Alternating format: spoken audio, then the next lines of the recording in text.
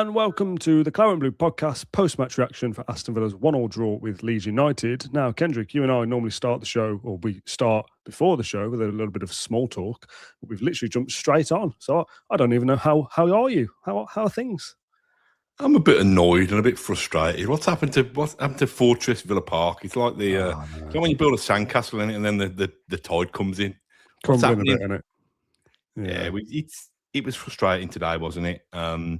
And if you take it in the context of the last 4 league games at home, you know, we've lost to Everton, we've lost to Brentford, nearly lost today, but for a set piece equaliser late on. We got a victory against Brighton, obviously late on again from a set piece winner, but it's the sparkle and the sheen's gone, and you know, I'm sure we'll get stuck into this as we go on. I think the fact that we're missing our 3 main midfield men is beginning to tell at the moment. But having said that, the players who are there in their absence need to step up. I thought it was a pretty flat performance, pretty much across the board today. Yeah, and that's what we spoke about previously, right? Of we will have periods after the Brentford game, I think, and possibly Everton. That might have been a bit too early, though. I think of Villa will suffer here, right? We will go through a period of not being very good, and sometimes we'll grind that out and we will win and we will pick up points. And we've picked up a point there today. Chelsea have drawn at home to Burnley, so as it stands, you know, nothing ventured, nothing gained. If Man United and Liverpool also drop points, we'll just say, okay, it's one more game. I'm not saying that's a good thing because I wanted to win. I want to win every single game. My frustration comes from, yes, Tielemans, Kamara, and McGinn are all very good. I would back Villa to finish in the Champions League places, and still do, by the way, because I thought the players who would be playing would step up, and I don't think they have. I think there's too many passengers in the team that haven't stepped up well enough. People like Onana, Watkins has been criticised, Bailey has been brought back in, and baffles me, to be honest. Do you know what I mean? That second chance under Emery, go and take it, go and grasp it. We've got you back. We didn't think you were good enough to begin with, so you've gone. Douglas Luiz has gone. Emery Buendia's gone and come back, and he's been decent this season, Buendia. But there's too many players in there that aren't taking and grasping that opportunity of get Villa by the scruff of the neck over the line into the Champions League. I get it. Tielemans is a great player. We miss him. So is McGinn. So is Kamara. But there's other good players in that squad that aren't pulling their weight. That's what frustrates me. Yeah, I think that's fair. I think I saw the team sheet today and I thought, Dean Smith picked that team today. I think there were 3 players who weren't with Smith, and then Barkley came on. And I think there were 2 players.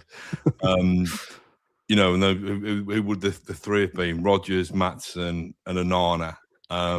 Listen, those players have stood the test of time. Those 8 who started, because probably less so, you know, kind of Bailey and Buendia who flitted in and out, but the rest of them largely have contributed for the last kind of 4 or 5 years. But I thought, I mean, Bailey's an interesting one. You know, we both raised him already. You know, 3 or 4 minutes into this podcast, and I was one of the ones who thought, you know, we've seen problems down that right flank. We've seen Sancho start his Villa career very, very slowly. We've seen Evan Gesson, who by common consensus wasn't at the level that we needed him to be. We've seen McGinn out on that flank and probably not the best use of McGinn. So I thought, you know, no harm done. Give Bailey a go. I just think his confidence is spent. Whether that means that he's spent at that level, you know, I don't think he's starting position. I don't think he starts as high as he would have done. I think he's a lot closer to Cash on that halfway line. So when he's got the ball and he's trying to commit his man, he's trying to turn his man on the halfway line and cut inside. I can't recall him really driving at that byline and trying to get that side of his defender. And I thought Sancho, I don't know what time the substitution was made, last 25 minutes or something. I thought Sancho showed more in the 25 he was on than Bailey did in the 65 he was on, or whatever it was. So yeah, and I'm not trying to dig out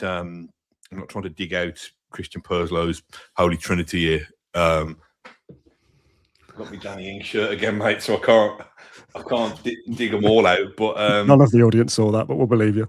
Oh right, there you go. I'm not sure you're particularly bothered about seeing it, but there you go. An M on that. I think Buendia, just his petulance today when he was subbed off. Honestly, that's starting to do my head in all that. I thought he did. I don't think he was great. He weren't just in, by the way, and Arnold was the same. And Arnold was the same. Pissed off coming off. You need some headphones, by the way, because I can hear myself. It's really annoying. Right, sorry. I can hear you as well. It's really annoying. All right, fair enough. But do you know what I mean? Like we've said before about this, that like, yeah, no player should be happy to come off because they all want to play football. I get that, but it's a squad game. And when Buendia's come on as a sub, so by definition, someone else had to make way for him to come on in the past and affect the game. Know your place, mate. It's a squad game. You've been crap for an hour. That's why you're coming off. Get over it. You went straight down the tunnel, Buendia. Yeah, I thought, throwing his hands around like a petulant toddler and then going down the tunnel, that doesn't do it for me because this is, Emery's been the master, and I've said that this is where Emery's had the edge over O'Neill in the past, that Emery has been able to get the 5 or 6 fringe players, who weren't your regular starters, get them to feel involved and get them to feel part of the team. And I thought Buendia for the final 10 or 15 minutes before he came off was looking busy and was trying to get things going. But equally, the man who's replaced him, Tammy Abraham, has come and scored the equaliser. Yeah. So, and it was crying out for something fresh. And it's a very, very selfish approach, I think, to have that little bit of a kind of temper tantrum. Hindsight is absolutely 20/20, right? But the 3 players that have come on, possibly it would have been a little bit odd to see Barkley start, I suppose, because he doesn't start loads of games. But Tammy and Sancho could easily have started that game and probably should have. But even just like you say, changing something up and to be different, what we've seen again, frustration of the highest degree that we've spoken about before. You're losing the game. What was so slow for? Do something different. Stick Tammy on 10 minutes before he does. He scored the goal. What I was potentially expecting to say, because I thought it might peter out into that we still lose the game, is the fans are chanting for Tammy before he's even come on, and it's a bit like we're all telling the manager what to do here. We're saying this is who we want on. There's a chance that Tammy's not the answer either. Like, is he just going to magically come on and going to change the game? Yes, today he has. He scored the equaliser. Do you know what I mean? He's not like, the team has to work for any one player to work, right? So, but Tammy could have started. Sancho should definitely have started. And I'd be, Uno knows best, etc., etc. But if Bailey was to start away at Wolves, I'd be stunned.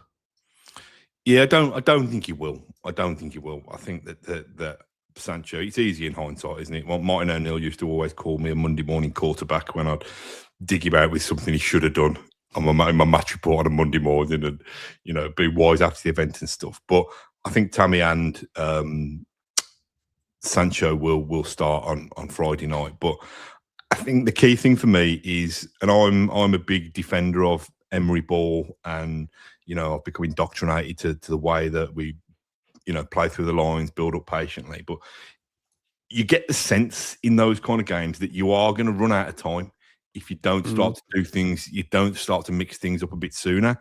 Yeah. And I don't know why, we don't come out in the second half, or certainly after 55 minutes or whatever, and just move that ball a little bit quicker. Yeah, I agree with that. What I would say as a counter to maybe why we don't do that is after we scored, and it's, the last couple of minutes, you're expecting it to be a little bit manic. There's a moment, I don't know if you remember, where Mings is in no man's land. That's just bad discipline from Mings. Is that just not like, is that the chaos that Emery doesn't want though? Well, no, I get that, but that's adrenaline. We've got the goal. The time's ticking. That's Mings almost kind of taking it upon himself. Okay. to go and force the issue. I don't mean Mings suddenly appearing in the kind of right wing back area to force the issue. I mean us just, when we've got the ball, moving it quickly. I thought Conte played well defensively today. I thought Calvert-Lewin gave him issues in terms of his physical, and probably won a little bit more in the air. John will have the stats, so I might be wrong. But Conte just is the master of kind of turning inside and then turning back out again and playing a ball to Cash that he could have played 5 seconds prior to that. And then all of a sudden, Cash has got no space because somebody's closed him down on the press there. And it's, to me, you're 1-0 down against a team that experience tells you, the course of this Premier League season tells you, the course of the last 4 or 5 seasons tells you that we are a better team than Leeds United, but they're disciplined. They've come away from home. They don't get much away from home. Don't win much away from home. So just try and make it a little bit trickier for them. Try and, us slow-paced against them when they're set. That becomes more of an even match. Whereas we're a better team. We move the ball quicker. All of a sudden, they're going to find it harder to live with us. I think that proved when, Cash and Sancho were trying to up the tempo down that right flank last 20 minutes or so. But I fear, Dan, I'm one of the ones who's kind of opposite to you. I'm one of those natural born pessimists who, fears the worst and stuff. But I do worry about how much of an impact these drop points at Villa Park. We've made so much of it being a fortress, and it's a place where we turn up, expect to beat everybody every week. It's kind of what we've been caveating the we should be fine narrative with of if Villa need 6, 7, 8 wins and there's that many games at home, we should do enough at home. We beat Brighton, we beat drawn today. They're not bad results. We said Leeds was a must win, and I do think that's the case. But when you're 1-0 down with 5 minutes to go or whatever, and you come back to get a point, that's a decent point, whichever way you want to dress it up. Chelsea have done the opposite. They were ahead up until the 93rd minute and dropped points to Burnley at home, which that's a worse result than ours. Chelsea were also 2 up to Leeds at home, and they dropped points in that game as well. So this was never going to be easy. And kind of hello to the Leeds fans that I expect will watch this at some point. I actually thought they were decent. I think Calvert-Lewin is a problem. I thought their kind of energy and their press and closing down was maybe not what I was expecting. Of that, Villa just didn't get a minute. When we're trying to build up anything, Leeds are on you. And fair play to them. I thought their fans were good as well, by the way, up until maybe the last few minutes. But then they get the ball and go on a bit of a break, and you've just got Bailey or whoever just running alongside them. Put a tackle in and on are the same. I thought, do you know what I mean? A bit like when we've got possession, they're on us like a shot. When they've got it, it's go on, let's just run through if you want. Why are we not kind of matching that energy? That's frustrating. I think you're right. I think, like I say, player for player, we've got a better team, we've got better individuals, but you've got to have that intensity. I thought I don't know, Dan. Like I said, this home form, it's been so good. We've been so spoilt by it, expecting to turn up and win every week, and invariably turning up and winning every week. I don't know. Listen, we've still got Sunderland and West Ham to come to Villa Park. So again, you'd expect to beat them, but you'd expect to beat Leeds, you'd expect to beat Brentford, you'd expect to beat Everton. But I think, we've also still got Liverpool to come to Villa Park as well. Chelsea a week on Wednesday. So I mean, what are we saying? What's the Rachel Riley calculations with what we think we need to nail that top 4 now? Still the same, I think. Probably still 6 wins. We say 6 wins and a couple of draws. So today is one of the couple of draws, I guess. 6 wins would be 18 points, which would get us to 69, which should be more than enough for top 5. So the task probably remains the same. Maybe 5 wins and a couple of draws extra. The comment from Chris says, you're actually just gaslighting people at this point. You can't say this game and Wolves are must-wins before the game and then still say you believe we will get Champions League after a draw. Well, I can, because that's what I believe. It was a must-win in the sense of it builds you up for Leeds. It means that if Chelsea, Man United and Liverpool also win, we're fine. It's a decent result today because Chelsea have also dropped points.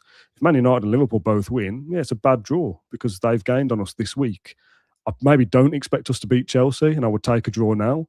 But if we beat Chelsea, well, I've done the opposite of what I expected then. I've got 4 points out of Chelsea and Leeds, but the opposite way around. And that's probably the better way around to do it as well, because you've stopped Chelsea getting anything. So when you're saying we got West Ham and whoever the other one was at home, at Sunderland, I think, and we expect to beat them, maybe we won't.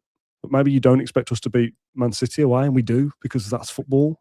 If we all predicted the results exactly as we expected them to happen, we'd all be very rich. Yeah, I think. Everyone expect Chelsea to win today? Yeah. No, listen, that's fine. That's the joy of sport and live sport. That things can go the way that people don't predict. Until it's mathematically impossible for us to not qualify for the Champions League by the league, I will still believe that we can do it.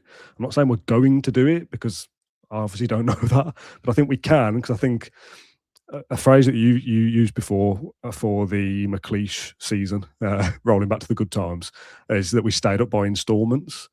I think we'll finish in the top 5 by instalments. I think we'll just about pinch enough points here and there to do it.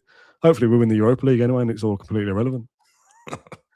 Yeah, but I don't want to drop more points at home on the off chance that we might win the Europa League to get there. I think there's a pattern though, Dan. I think we can't get away from the fact that we can put a brave face on, you know, beating Brighton the last couple of minutes, grabbing a point last couple of minutes today. But there's a pattern that we are not what we were. I mean, it's all very desperate. I completely agree. Listen, it's stating the obvious that we're not what we were. We won 10 games we won on the spin in all competitions? Yeah, I think so. So 8 in the league. You know, that is difficult to maintain that. But I think we need players. We need players to step up, or we need the manager to play the form players from the start. To be honest, you know, we don't criticise Emery very often.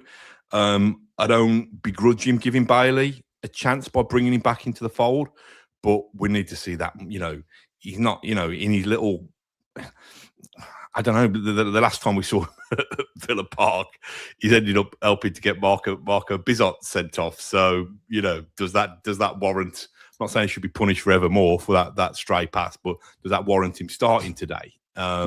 So I think we got to that stage where, you know, I do think, I don't like the phrase must win, because what happens if you don't win it and you win your next 6 instead? Was that must win? Was that must win so important? But I do think to give us that sense of, you know, something to regain some momentum again, I do think it's important to go there and beat them. And then, you know, you'd probably still want 6 points from Leeds at home and Wolves away, but I think 4 points would be reasonable with Chelsea dropping that point today. Yeah, 2 points from those two probably won't be enough. Again, though, football is just, it's unpredictable. I'm refusing to bite for some of the comments, so I will just leave it at that. But football is unpredictable. Are they chasing you or me or both of us? I have a guess. Well, that case, yeah, just piling on, Dad. It's not worth my professional credibility to bite back at the comments every episode, I've been told. We might not beat Wolves. Maybe we beat Chelsea and Man United back to back then. Like, do you know what I mean? Until it's over, I will believe. I'm not going to live this miserable existence where, Wolves will beat us and we'll fall out and finish 9th. Give me the lottery numbers while you're at it then, please. If you can predict the future. Just lay in the comments, just lay into Mr. Braveface here. He loves it, really. He thrives. It's great for engagement. He thrives on it. What was I going to say?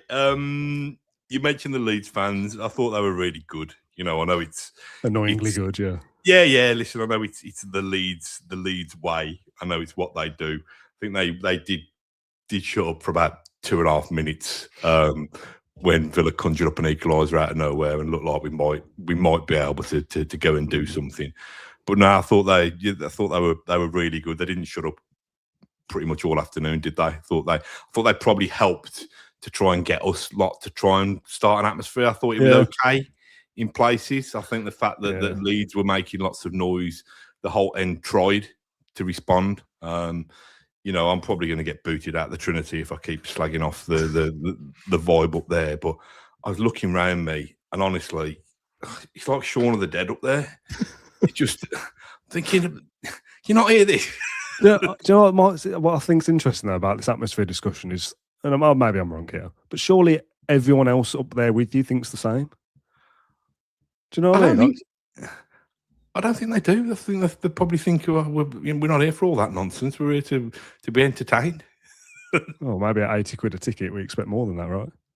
Well, yeah. Well, listen, it was. But I do feel for the whole end, because I think they're trying to get things going. Yeah, I think it's parts of it were good, parts of it were not good. That's football. I think that's fine. There was a weird one from us, I thought, of Leeds chanted something and we were like, we forgot that you were here. And I was thinking, Leeds haven't shut up yet. That felt really out of place. I didn't hear that one. Must have been dozing. Yeah. What do you want to talk about some of the match then? Do you have to? Yeah, I mean, like, I've just had a look at John's player ratings. Actually, I actually thought the best players were probably the subs. Yeah, but I thought Martinez made a couple of key saves. Yeah. Why didn't we put a wall up for that free I've kick? not seen the goal back. I don't know whether Martinez should do better or not, but surely you don't get beat from there. I know he's probably expecting it to be a The cross. one-man wall. We put Leon Bailey there. It's Bailey's fault. Do you know what I mean, though? I don't know. I've not. Have you seen it back? Yeah, I've just watched it back. I mean, it's a great strike. He sails into the top corner, and nobody's expecting it. Yeah. Everybody's expecting him to ping whip the ball into the box for someone to get their head on. But I mean, that frustrated the hell out. Say again. Would a 2 or 3 man wall have stopped it? I don't know, mate. I'm not sure, but it would have probably had more chance than a 1-man wall. Yeah. But it's a silly free kick anyway. I mean, Watkins doesn't need to make a challenge there, and the ball's going back. No, listen, we'd probably say if he doesn't make a challenge, why you're not closing down a bit more. But I don't think he needs to make the challenge. The fellas played the ball backwards anyway, and it just seemed an unnecessary one, really. Just quickly in the comments, Exit Few says, thoughts on the numerous training ground set pieces where it seemed like no one was on the same page. That first one. Is that the one where Mings and Onana, our 2 biggest players, go over to pretend to have a word with Louise? And then he calls it out to no one because there's nobody in the box. I mean, if that works, we're all going, wow, so imaginative, fair play. But when it doesn't, you just look like fools. What are we doing? I think it's 3 players went over to have a bit of a discussion. And the aim was probably to... Well, obviously, I don't know what the aim was, to be honest. Score, I guess, but the delivery is then poor, and you look around and think, well, yeah, it was poor because there's 3 less players in the box for it. It's just utterly bizarre. Surely things like that don't work at this level. Do you think Austin McPhee had his satchel stolen at school, and people used to throw it around and just kind of this is his way of getting his own back with his clever. Couple of them were odd. The fellow sitting next to me, we had a corner, and it actually ended up going short, actually. But all the ones before it either hit the first man or were massively overhit. You're like, what's going to happen with this one? What, you go short. You go first man. I'll go over here. See who's right. And it ended up going short anyway. Set pieces. I know we've scored. Listen, we generally not good. No, but you talk about Leeds away. We've pinged a free kick. Top corner and stuff. There's been enough times where it has worked. I know it was the offside. I know we shouldn't have stood last week, but Tammy's goal, that was quite a creative free kick. So fair's fair. If we're going to dig it out when it doesn't work, and we've said that Villa 1-0 down at home to lesser opposition, we're not creative or doing things differently enough from open play. So I don't think we can be too critical. I mean, that one was ridiculous. I don't think we can do critical for at least trying to vary it up, really. Yeah, I guess so. Bit of fair balance for you. I'll give you that. Oh God, what else do you want to talk about? Do you want to talk about Watkins a little bit? What you thought of his performance? Did he seem a little bit brighter to you, or am I misreading the situation? Not in terms of his potency up front, but he seemed to be a bit more on it with his running. I'm really scraping I thought the chance that he scuffed when he should have took the ball on. And listen, I'm talking about esteemed company here. I don't think Ian Wright or Alan Shearer make such a hash of that. But I'm talking about Premier League. Yeah, he's not also either of those players, is he? I'm talking Premier League elite here. I just think, what are you trying to achieve with that? It's going to have to be some hell of a strike to get it out of your feet. Take a couple of touches, and then assess your options. I don't know. I think Watkins has probably been one of the ones who has suffered most from Tielemans not being in the team, to be honest. Because I think if you watch Watkins, he's still trying to be alert. He's still trying to make those runs, still trying to be lively. I just don't think he's getting the ball anywhere near as quick enough, with Mings and Louise in the team. I'm trying to dig out those two, but I just think that Tielemans in there sees things faster, and Watkins knows that if he makes those runs, he's probably going to be found. There was a couple of strands. There's one moment where Watkins has done the most delicious, delightful back heel. That was brilliant first half. I think Rodgers and Matson have then made a bit of a mess of it. I don't know. Listen, we've got the option now. We've got the option. So previously, we'd have had to run up Watkins into the ground because we wouldn't have had another centre forward to play. I would like to see. I mean, I found it quite interesting that he played both of them for the last however long. I think so.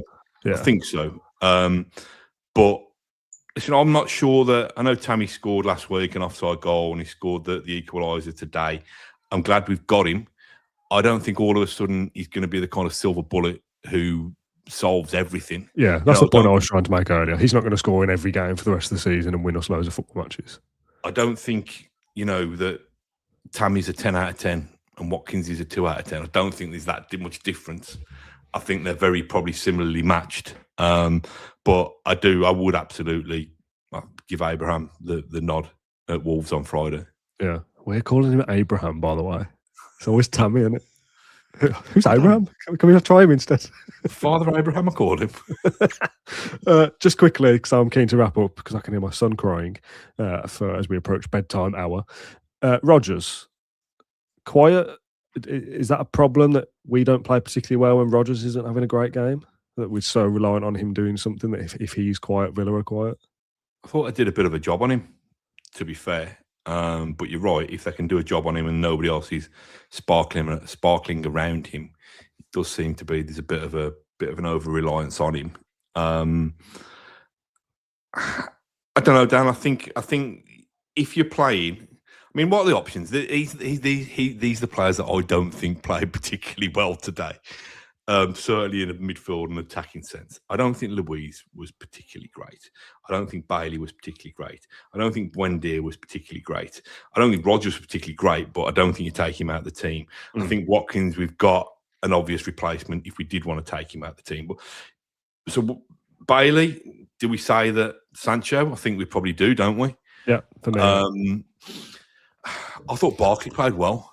Agreed. I thought, if you talk about the subs and you talk about the first three subs of Abraham, Tammy has scored the goal. I don't know how much you do about it, but that's a striker for you, and it's sticking his knee out and getting something on it. Sancho, we've said, has looked livelier in 25 minutes than Bailey has in over an hour. And Barkley, I mean, it's a shame that I'm not sure Barkley's fit enough to start regularly. Yeah. The fellow next to me said the same. Because I said, to what I said to you in hindsight, maybe that if those players had started, maybe this game is different. But if he plays well but is seriously flagging after an hour, maybe that kind of turns the game the other way rather than trying to come back into the game. We're trying to hold on without him. I think he is better placed off the bench, but he is more often than not a reliable, steady hand. So if he was fit enough to start, I wouldn't be against the idea of Anana, Barkley, Louise as a 3. With Tammy, Rodgers, and Sancho as a 3 up front in some way. Rancho, Sancho and Rodgers kind of cutting inside or floating wide. Is that their new fried chicken restaurant that they're launching? A side of Rancho. Just quickly, John Brian Smith in the comments, and this is a question I want to ask you about style of play. No idea where any optimism comes from. I've been a season ticket holder for 65 years and find this style of football to be painfully turgid and ponderous. I think me and John spoke about style of play on the Q&A, so I'll throw that to you. What I would say, and I agree to an extent, some of the football at times can be a bit, oh God, this is getting on my wick a little bit. But under Emery, we have got so many points that it's into the 200s. I think we are the 4th best team since he arrived. We will all hope to go as far as we can in the Europa League and hopefully lift silverware. Hopefully we'll be in the Champions League next year, one way or the other. There's evidence to suggest that we are good, but I can also see that maybe it's not particularly entertaining 38 games a season or 50 games a season. Yeah, listen, I know the answer would be we want both. If somebody said to you, what do you want, winning football and sparkling, swashbuckling football, you'd say both. If somebody said to me you could only have one. Winning. And you could be 3rd in the table, and it could be when you've got 3 or 4 key players missing, and when they're in the team, it can still be, You know, it can still be a slow slog, if you like, sometimes. But I'd rather be third in the table with football that, not always, but football that tends to get results, than 10th, 12th in the table with, you know, kind of gung-ho, very open, very attacking, very quick football. I think Emery. I don't think we need to give up on Emery ball. I think tweaks can be made to it. I think no, of course he won't. He made a career out of it, but I think tweaks can be made to it. But you know, if the fella's been at Villa for what, 60 years? Not Emery. 65. 65 years. I mean, I bow to your longevity because I've probably got half of that, but maybe a bit more. I've seen a lot worse football and a lot worse results, a lot worse players, a lot worse managers. That's not to say we shouldn't strive for more. We've got this platform now. We absolutely want to be the best that we can be. But I don't know, just be careful what you wish for, I think, really. Steve there says, is football supposed to be entertainment? Passing at the back is not entertainment. Depends how you want to define it. Most weeks people seem to tell me that winning silverware is everything. Would you take an FA Cup if we played poorly in every single round but won the trophy? Yeah, I don't think I'll have it this year, though. Yeah, listen, I don't know. Were people bored senseless when we beat Man City a couple of times at Villa Park in the last couple of years, where I still think we're passing the ball at the back. Yeah, these conversations only come up when we're not winning. Yeah, and I get it, because if it's all about winning football and we're not winning, then and the football's not brilliant. Yeah, fine. Yeah, I'm. I don't know. It's not my place to say, really, in terms of bigger picture and realism and stuff like that. But we're third in the Premier League table. For how much longer? I don't know. At least for probably for another day. Well, it's a 6-point gap, I think, to Chelsea now and 5 to United. So, yeah, at least for till next Friday or whenever the other teams play, we're going to be third. So, yeah, that points gap has dwindled a little bit. That's kind of what it was there for, I suppose. I mean, we've built up such a points gap that we've been, besides probably Newcastle away, pretty rubbish for a month, maybe. Let's say a month's worth of matches. McGinn got injured mid-January, was it? We're now mid to late Feb. Not been great in that period of time. We've still got a 6-point gap. That's pretty good going still. If we've managed to ride through the wave so far, if we can ride through another month and have a 4-point gap, I'd still take that now. A gap's a gap, right? To third, I'm talking about. The gap to obviously Liverpool is much bigger. Yeah, all we need to do, Dan, is win 6 games. Well, here's I was going to say controversial things I saw in the comments. Here's a scenario for the happy clappers like me out there. If Villa were to beat Wolves, big task, I know, and Chelsea, that does then make it a big task. So win the next 2 games, and Chelsea lose to Arsenal, we would have a 12-point gap to Chelsea in 2 weeks' time. So that's win 2 games. It's all very easy, isn't it? And if my auntie had what? And if we lose both games, yeah, exactly. But until that's happened, I'm not going to be concerned about it. No, just quick aside for you. Your dad's a plumber, isn't he, by trade? He is, yes. You might want to see if he wants to write a letter to Aston Villa to see if he can do some work in the Trinity Road upper toilets, because you try and get liquid, by which I mean water, H2O, out of the tap, and it's like drip, drip, drip. You can't get anything out there. If, on the other hand, you want urine, the piss troughs, excuse my French, the piss troughs are overflowing. They are overflowing. I don't know if you've ever been to the swimming bath where you have to walk through that kind of little bit of kind of antiseptic kind of Dettol, whatever it, disinfectant. It's like that. Honestly, come on. It's 2026. People are paying 77 quid for that. Surely. Where's the money going? Pissing it away, mate. I'm telling you. It's just. Listen, if we'd have won 5-0, I wouldn't have. I'd have traipsed through all of it. I'd have been on here wringing out the hood of my hoodie. But God. It's just basics, isn't it? Just look after us a little bit more, really. If we're paying top dollar, at least let the facilities be functional. That'd be nice. And John Rolinson. Would you exchange that for winning football? Say it again. Would you exchange that for winning football? I don't know. I mean, we might win a hygiene award, haven't we? You know what I mean? I don't know whether can you get into Champions League through that. I don't know.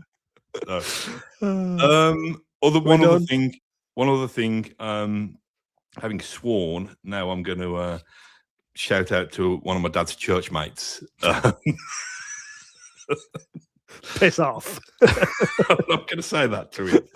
No, there's a fella called Pete Dalton who I've just established is a Villa fan. He's a big fan. He was a big fan of the podcast before I started cursing. He's a big fan of the podcast, and he's from Father Abraham, and he's from St Mary's Church in Bearwood. So yeah, hope you're still listening to us after this. I was going to say I'll wash my mouth out, but I can't get any water in the Trinity, so I'm not going to be able to. I don't think so. Just one very quick thing from the comments that I said I was going to mention before we started that I forgot about, and this is only for the diehards that are still here at the end anyway, because I set these up on the day of the game with a template and a start time. Once that start time surpasses, everyone's like, you're late, where are you? So I put 6:30. Then I had a 3 o'clock for ages, so I kind of forgot what it would be. It was 20 to 7 in the end, so only 10 minutes out. Well, you're late, where are you? Firstly, that time is an estimate. I have to just guess because I want to set it up in advance. But what I would give you as a top tip, when it just says like post-match reaction, Villa versus Leeds, I ain't even set it up yet. I ain't even home. So if it still says that, it's not imminent. I will change it to something match relevant. So today's Abraham rescues a point for Villa against Leeds. When it changes to that, that's when we're ready, okay? Just calm down with your, these two are so late. Where are they? So lazy. Oh, I'm sure we're worth waiting for anyway. You know, we're an entertainment. We're not about winning. We're about entertainment. Good job on it. Yeah, it is, yeah. Right, are we done? We are done, yes. Thank you, everyone, for tuning in live or on catch-up, whether that's YouTube, Spotify, Apple Podcasts, or wherever you tune in. If it's somewhere else, let us know, by the way, because I don't know where else you could get it from. Hopefully, you enjoyed the show. Kendrick, thank you for joining me. Shout out, my daughter scored her first goal for a new team today. She's playing for Stourbridge under-15s. They played their part in a 7-goal thriller, so you can work out what happened there. They lost 4-3, but she scored. Can she do a job right wing? She played right wing actually. Did she? Yes, get her in there. Get her into the Wolves squad. Right, not the Wolves squad. No, sorry, into the Villa squad for Wolves. That'll do for this one. Myself and John will be back for a Q&A on Monday, but we also have a special little feature going out on Sunday with Jude Aston, and that is his real name, who is a wheelchair... Why wouldn't we think he'd be called Jude? What's the... who is a wheelchair user, an Aston Villa fan, who had his leg amputated at the age of 19 or 20, I think, to regain some independence and follow Villa. And he's been going home and away and in Europe. And he's filmed a little kind of mini documentary, would you as far as go to say? You've seen it, haven't you? Yeah, it's really interesting. It's really kind of thought-provoking, really, because, you know, those of us who are lucky enough, I don't know how to phrase this without it being kind of offensive or whatever, but he has to travel everywhere. Villa Park, you see this in the documentary, Villa Park, the away stadiums, Europe, and just the extra planning that he has to do and the extra kind of worry and concern, even mid-match, to make sure he can, you know, be safe and be part of the Villa community and stuff. I find it quite, without gushing too much, I mean, I've sent Jude a voice note saying this anyway, but I find it really, really inspirational, kind of his can-do attitude, to be honest. I think him filming the kind of raw footage and you and him weaving it together, I think it's a really, really good story. I just think it makes the rest of us stop and think. And, you know, Villa frustrate the hell out of us as it is, but we've got it quite easy in terms of being able to access stadiums, go upstairs, etc., etc. But no, I hope people watch it, and I think it's, like I say, I think it's quite educational, really, and quite thought provoking. Yeah, it'd probably be out around lunchtime. I've not checked. I don't want to clash with any like big Premier League matches or anything, but it will be out at some point tomorrow. It's 25-ish minutes. He filmed it during the Tottenham away game, Go Ahead Eagles, and Man City. We played the 3 in the course of a 7-day period, so we sent him out on location with a camera, and I weaved it all together over the last couple of weeks. And yeah, really kind of proud of the piece that it is. So if you always listen to the podcast and want something a bit different, that'll be available on YouTube only tomorrow. I might do an audio edit of the interview part that we did and stick that in the week, but we'll see. It's a YouTube first thing really, because it's obviously very visual with the footage that Jude's got. So that's tomorrow. Q&A Monday. This has been the post-match reaction for Leeds. Mat Kendrick, thank you for joining me. Thank you for watching or listening, and we'll see you tomorrow. Bye-bye.